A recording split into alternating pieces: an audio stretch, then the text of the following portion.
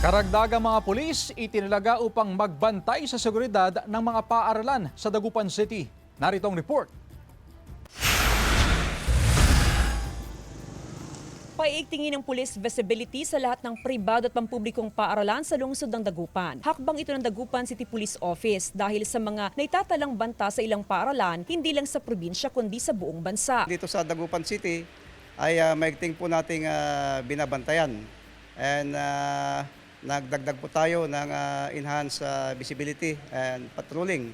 Bilang bahagi ng preventive measure at pagpapalakas sa kahandaan ng bawat paaralan sa mga sitwasyong may kaugnayan sa seguridad, magpupulong ang PNP, LGU at DepEd para mailatag ang mga dapat gawin sakaling may mga insidente ng karahasan o mga aktwal na banta sa loob ng eskwelahan. Ihanda po namin ang mga teachers po namin at the same time po yung mga pupils po namin.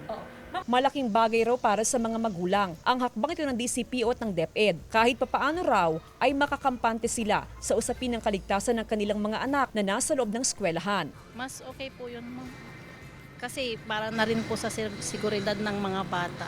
Ayon sa DCPO, karamihan sa mga malalaking eskwelahan ay may kanya-kanyang security guard. Wala naman daw nakikitang DCPO na anumang banta sa seguridad sa mga paaralan sa Dagupan City. Kasama si Henry Duminsil, Jasmine Gabriel Galban, One North Central Luzon.